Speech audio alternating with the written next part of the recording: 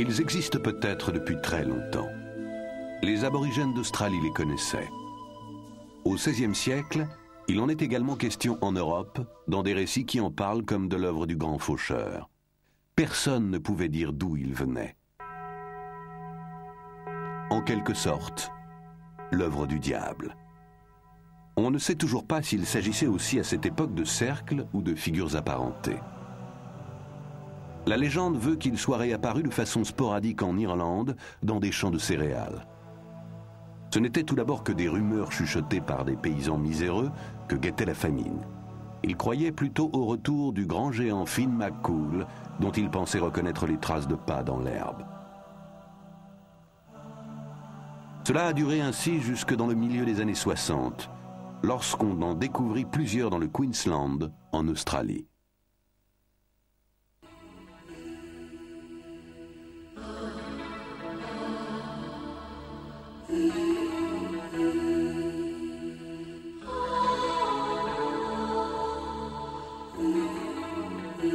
Des traces énigmatiques dans les blés.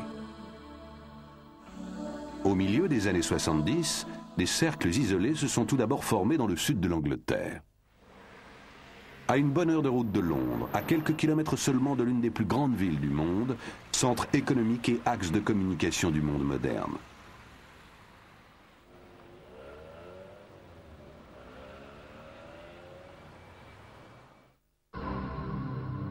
C'est là que ces formations presque indescriptibles font leur apparition dans les champs de blé.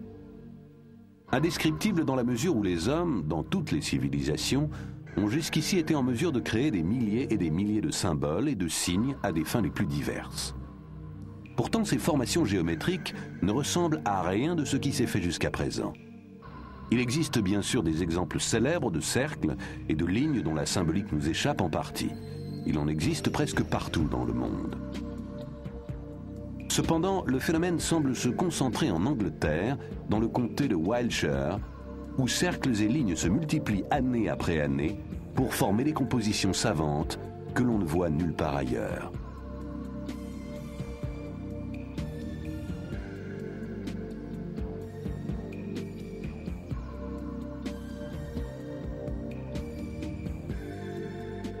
Depuis, les gens affluent du monde entier vers les localités voisines des très nombreux lieux de culte des temps immémoriaux que compte ce pays, comme Glastonbury, Stonehenge ou Avebury.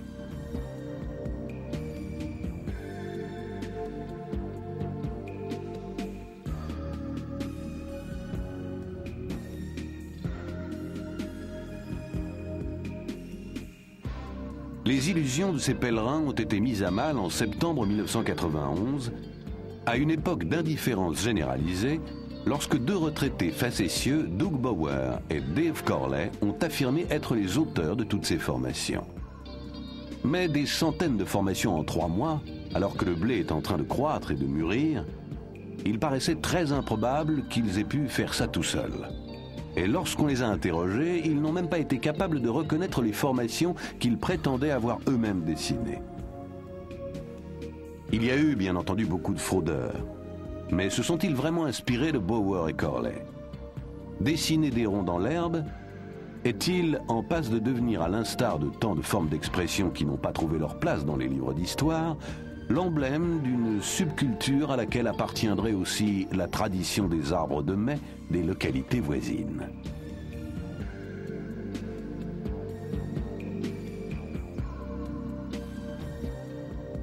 Mais comment expliquer que des signes identiques apparaissent aux 4 coins de la planète?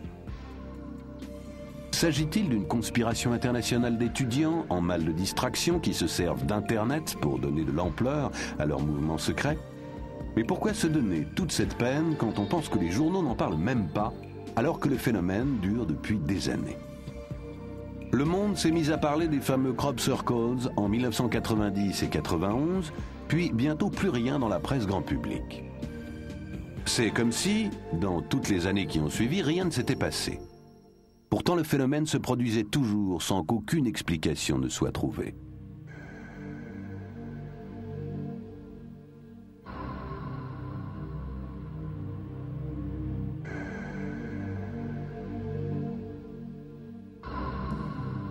Une chose est sûre en tout cas, il se passe quelque chose dans les champs. Les observations et les descriptions convergent de façon extraordinaire. Les spéculations vont bon train et on déploie chaque jour des trésors d'imagination. Il faut d'ailleurs reconnaître que les Anglais ont toujours excellé dans les histoires à dormir debout. Nous sommes pourtant en présence d'un phénomène réel, qu'on peut toucher. Tout un chacun peut, s'il le veut, entrer dans un cercle, sauter dedans à pieds joints. Chacune de ces formations décrit en son centre une spirale caractéristique autour de laquelle le blé est couché, soit dans le sens des aiguilles d'une montre, soit à rebours. Les tiges n'ont pas l'air d'avoir été fauchées, comme certaines personnes le pensent encore. Elles sont cassées, mais pas arrachées, et forment souvent des faisceaux superposés en couches.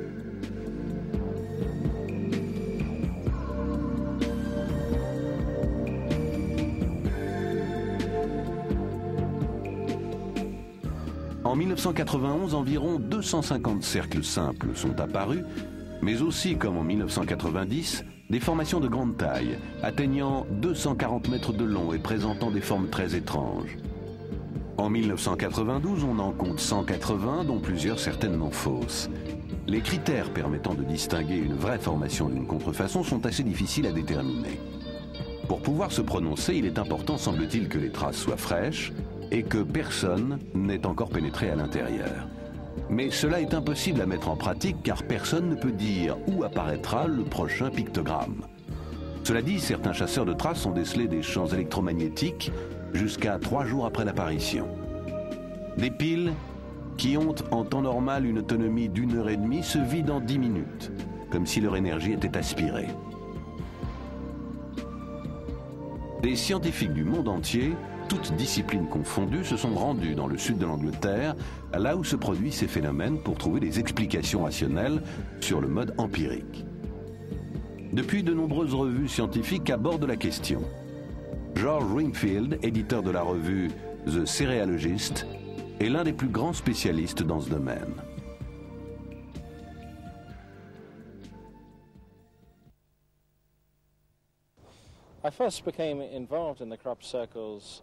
C'est en lisant un bref article évoquant la découverte de quelques cercles dans des champs de blé voisins de Westbury, dans le Warwickshire, que mon attention a été attirée par ce phénomène en août 1987.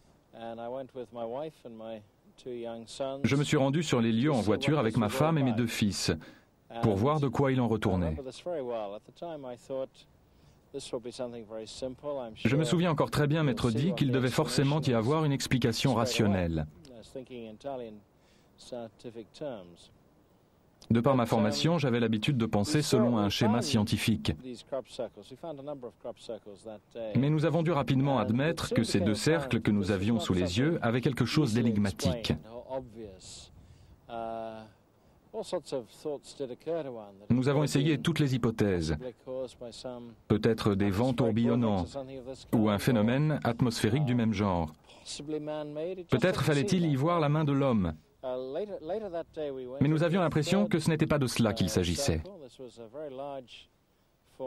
Le jour même, nous sommes allés voir une autre formation, celle-là très grande, avec 2 grands anneaux autour du centre. Pendant que je me trouvais dans le cercle, ma femme Gloria était restée avec nos 3 chiens sur un promontoire voisin, d'où elle pouvait voir la formation dans sa totalité. Elle a vu des petits éclairs bleus raser le sol pendant 2 ou 3 minutes, sans avoir la moindre idée de ce dont il pouvait s'agir. C'était simplement étrange.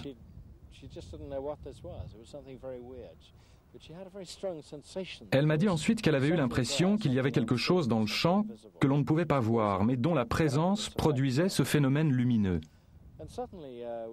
Nous avons eu alors le sentiment qu'il ne pouvait pas s'agir de quelque chose d'humain ni de naturel. C'est à partir de ce moment-là que tout a commencé. Quel effet les révélations de Bower et Corley ont-elles eu sur vous? Puisque c'était dans l'intérêt des médias, cette revendication a sans aucun doute eu un grand retentissement dans l'opinion publique. Mais aucun des chercheurs qui avaient directement accès aux dossiers concernant ce phénomène depuis ses débuts a cru que ces 2 individus pouvaient être les coupables. Il suffisait en effet de procéder à une analyse graphologique et d'étudier attentivement les réponses qu'ils ont faites aux questions